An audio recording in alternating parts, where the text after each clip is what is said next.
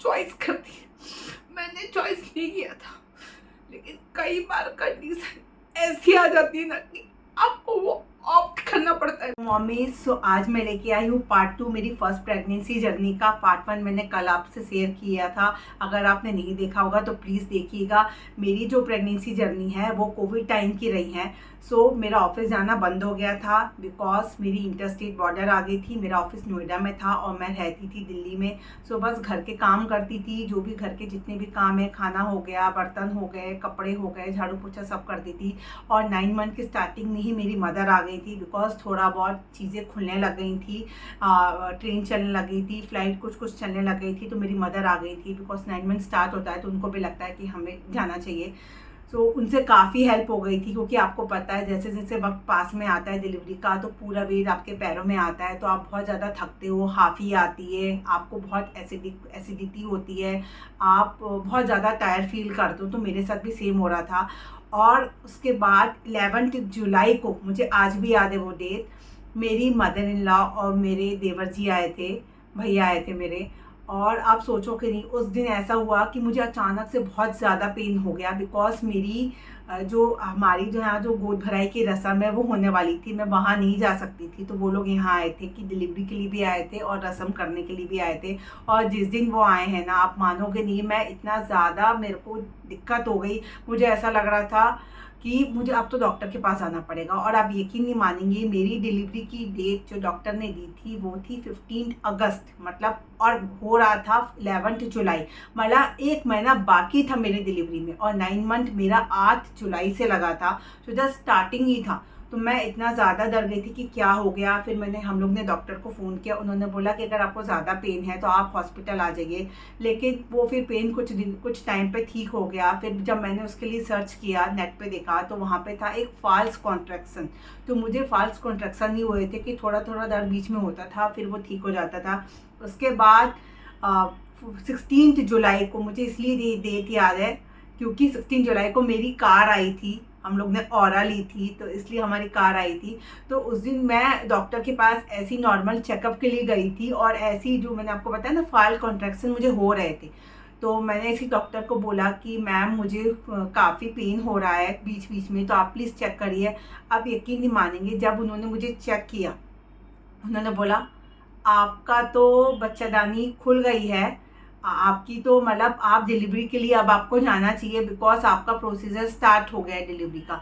मैं तो शौक रहेगी कि मैंने, मैम आप क्या बात कर रहे हो, मतलब मजाक तो नहीं कर रहे हो ना, कहाँ 15 अगस्त और कहाँ 16 जुलाई, मतलब मैम कैसे कैसे हो सकता है, मुझे यकीन नहीं हो रहा था। फिर मैंने अपने हस्बैंड को बुलाया, उन्होंने भी बात की, तो उन्होंने बोला कि नहीं, अब आप इनको एडमिट करिए। सबसे पहले इनके जितने भी ब्लड टेस्ट है, ब्लड टेस्ट होंगे, उसके साथ उनकी कोविड का टेस्ट होगा बिकॉज कोविड चल रहा है, तो कोविड का टेस्ट तो मैंडेटरी ही है, तो आपको ये सब टेस्ट करवाने हैं। फिर 17 जुलाई को आपको एडमिट होना है, उसके बाद हम आगे का प्रोसीजर स्टार्ट करेंगे।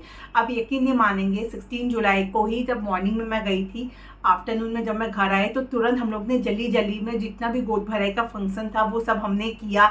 और हम लोग काफ़ी रिलेटिव्स को भी बुलाने वाले थे, सबको हमने फ़ोन करके कैंसिल किया कि अब इमरजेंसी आ गई है, टेस्ट करवाने हैं, और साथ में गाड़ी भी हमें कलेक्ट करनी थी, तो नहीं हो पाएगा, मतलब फंक्शन हम नहीं कर पाएंगे करके। तो मतलब वो दिन आज भी मैं सोचती हूँ ना, तो मुझे लगता है कि यार, मतलब कितनी फास्ट फॉरवर्ड में मेरे साथ चीज़ें हुई हैं कि मैं उस चीज़ को डाइजेस्ट ही नहीं कर पाई, या मैं उस चीज़ को एब्जॉर्ब ही नहीं कर पाई कि ऐसे भी होता है क्या। क्योंकि इतना था कि क्योंकि जितने भी सबसे बात करती थी या सबसे जो जान पहचान थी वो बताते थे अपने एक्सपीरियंस की 9 मंथ के। हमारे तो जब 9 मंथ ख़त्म होने वाला था या 10th लगने वाला था, तब डिलीवरी हुई थी, तो मेरे को था अभी तो बहुत टाइम है। और मैं इतना सोचती थी यार अच्छी बात है, 15 अगस्त को मेरा बेबी होगा, एक तो इंडिपेंडेंस डे है, सबसे स्पेशल दिन है, दूसरा छुट्टी नहीं लेनी पड़ेगी ऑफिस से बेबी के बर्थडे के लिए ना। थोड़ा सा क्या है, वर्किंग है तो अपन उस माइंड सेट से भी सोचते हैं। सॉरी, आप माइंड मत करिएगा, थोड़ा सा मैंने ऐसे ही बोल लिया, मतलब जो मेरे मन में था मैंने बस आपसे वही एक्सपीरियंस किया है। लेकिन फिर वो चीज़ें हो गई, तो हमने जो पूजा पाठ होती है या जो भी जो रस्में होती हैं, हमने प्रेगनेंसी की सारी वो रस्में करी हैं। अब सॉरी, मुझे थोड़ी सी कोल्ड होके रखा है। उसके बाद फिर हम लोग ने टेस्ट करवाया। पहले हमने गाड़ी कलेक्ट की, फिर हमने कोविड का टेस्ट कराया और जितने भी ब्लड टेस्ट है सारे मेरे टेस्ट हुए थे। 17 को रिजल्ट आया था और उसमें ये था कि मुझे कोविड नहीं है, और भगवान की कृपा से मेरा कोविड नेगेटिव आया था और सारे ब्लड की रिपोर्ट्स आ गई थी। फिर 17 की इवनिंग को मुझे याद है, मेरी मदर इन लॉ ने मेरे लिए बहुत मतलब आलू बंडे बनाए थे, बिकॉज मेरे फेवरेट है वो। तो उनका था कि बेटा मैं तेरे को कुछ तो खिला दूँ, लेकिन वही होता है ना कि शायद मेरे नसीब में ही नहीं था वो खाना। तो मतलब वो तो मैंने 1-2 बार खाए थे, लेकिन वो होता है ना एक अच्छे से खाना, तसल्ली भर के खाना, वो नहीं खा पाया क्योंकि मन में था यार अब अचानक से डिलीवरी की डेट उन्होंने बोला कि नहीं आपको एडमिट होना है, तो वो मन में बहुत डर था। तो बस मैं उन सबका मम्मी जी का सबका आशीर्वाद लेके फिर मैं मतलब हॉस्पिटल हम लोग गए थे। और वो रात इतनी भयंकर रात थी ना मेरी, मतलब मैं जब उस रात के बारे में सोचती हूँ ना, मैं सच बता रही हूँ, मैं काँप जाती हूँ, मेरी रोंगटे खड़े हो जाते हैं कि डिलीवरी का एक्सपीरियंस मेरी ज़िंदगी का सबसे टफेस्ट एक्सपीरियंस है। जो पेन एक औरत डिलीवरी के टाइम पे सहती है ना, वो अनबेरेबल होता है। आप कुछ भी कर लो, आप माता रानी का नाम ले लो, आप महादेव का नाम ले लो, आप किसी भी भगवान का नाम ले लो, कहीं ना कहीं से पता नहीं क्या होता है कि वो दर्द ना, आज भी मैं बात कर रही हूँ ना तो मेरा रोंगटे पर खड़े हो रहे उस चीज़ को एक्सप्रेस करते हुए। फर्स्ट डिलीवरी थी, मेरे दिल के बहुत करीब है। और मैं हर बार मैं पता है अपनी नर्स को क्या बोलती थी, मैम मेरे हस्बैंड को बुला दीजिए, मेरे हस्बैंड को बुलाती थी। मुझे ना बहुत डर लग रहा था क्योंकि क्या है, ऐसे कभी ना वीडियोस देखे भी नहीं थे कि डिलीवरी में क्या होता है, सुना था, देखने में भी थोड़ा डर लगता था ना। सबसे सुनते थे बहुत दर्द होता है, बहुत पेन होता है, ऑपरेशन होगा तो क्या होगा, आपको एनेस्थीसिया का इंजेक्शन दिया जाएगा, अगर नॉर्मल डिलीवरी होगी तो आपको क्या होगा। मतलब इतनी सारी कहानियाँ सुनी थी, इतनी सारी बातें सुनी थी ना। और जब मैं गई थी वहाँ, उन्होंने मुझे ड्रिप चढ़ाई थी और यहाँ पे जो मतलब ड्रिप करते वो किया था उन्होंने मुझे। और उनका ये था कि मेरा वाटर ब्रेक वो चाहते थे कि हो जाए नॉर्मली, लेकिन मेरा वाटर ब्रेक हो ही नहीं रहा था।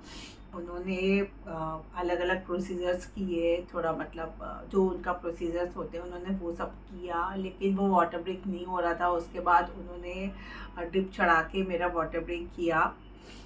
आई एम सॉरी, मुझे बीच में कट करना पड़ा बिकॉज थोड़ा सा मैं इमोशनल हो गई थी। आई होप आप सब लोग समझेंगे।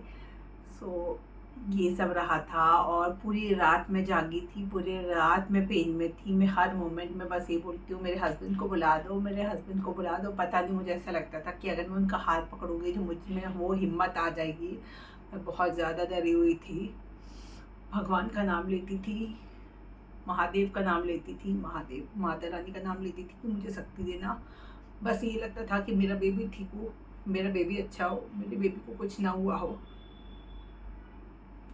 मॉर्निंग 7 o'clock की बात होगी, डॉक्टर आई, उन्होंने मुझे चेक किया और उन्होंने मुझे बोला कि आपका ऑपरेशन करना पड़ेगा। और दी मोमेंट मैंने जब वो सुना, मैं इतना रोई हूँ ना, आप सोचो कि कैसी लड़की है रोड, क्योंकि मैंने पूरी प्रेगनेंसी कोशिश करी एक्टिव रहने की। आप इमेजिन कर सकते हैं, मैं 10,000 स्टेप्स चलती थी। अगर मैं बाहर नहीं जा पा रही हूँ ना, मैं घर पे खाने के बाद, after breakfast, after lunch, after dinner, मैं घर पे आधा घंटा वॉक करती थी। क्यों? क्योंकि मैं ये चाहती थी कि मेरे को कोई प्रॉब्लम्स ना, बिकॉज मैंने ऐसी स्टोरीज पढ़ी थी या वीडियोस देखे थे जिसमें लोगों को बेड रेस्ट हो जाता है। और बिगिनिंग ऑफ दी प्रेगनेंसी मैंने आपको बताया था, जब मेरा थर्ड मंथ कंप्लीट हो रहा था तो मुझे भी ब्लीडिंग हो गई थी और डॉक्टर ने मुझे कंप्लीट बेड रेस्ट बोला था। तो मैं नहीं चाहती थी कि मेरे साथ ऐसा कुछ केस हो। पूरी प्रेगनेंसी एक्टिव रहने की का बहुत ट्राई किया कि मैं ओवर वेट नहीं हूँ।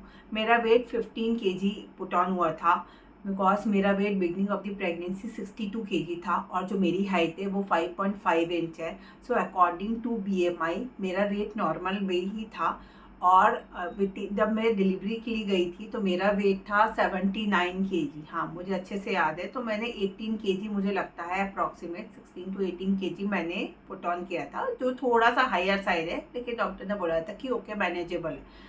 लेकिन जब डॉक्टर ने बोला कि नहीं आपका ऑपरेशन होगा, मैं सच में इतना ज़्यादा डर गई। मैंने हस्बैंड को बुलाया, मैं बहुत रोई हूँ, एक तो मैं वैसे ही डरी हुई थी। उन्होंने बोला नेहा कोई बात नहीं, हमारा फोकस क्या है? हमारा फोकस हमारा बेबी है, हेल्दी बेबी है, जो अच्छे से आए, ठीक से आए। मैंने बोला ठीक है, माता रानी की का नाम लिया, मैं गई। जब वो एनेस्थीसिया देते हैं ना, आप सोच भी नहीं सकते आपकी क्या कंडीशन होती है। You can't even imagine. बोलते हैं ना कि सी सेक्शन एक औरत चॉइस करती है, मैंने चॉइस नहीं किया था, लेकिन कई बार कंडीशन ऐसी आ जाती है ना कि आपको वो ऑप्ट करना पड़ता है, बिकॉज आपका प्राइमरी कंसर्न आपका बेबी होता है, ना कि आप खुद होते। जर्नी है वो नेक्स्ट ब्लॉग में कंटिन्यू करूँगी, बिकॉज अब मेरी हालत नहीं है कि मैं आगे कुछ और आपको बता सकूँ मेरी डिलीवरी की जर्नी के बारे में। सो प्लीज़ मेरे चैनल को सब्सक्राइब करिए, और आगे के ब्लॉग्स में मैं आपको अच्छे से पूरा क्लियर तरीके से बताऊँ कि क्या क्या चीज़ मेरे साथ हुई, कैसे मेरा बेबी बॉय आया, कैसा मेरा फर्स्ट रिएक्शन कैसा था जब मैंने उसे देखा था। तो प्लीज़ मुझे सब्सक्राइब करिएगा, और इस वीडियो को अगर आपको पसंद आए तो प्लीज़ लाइक करिएगा।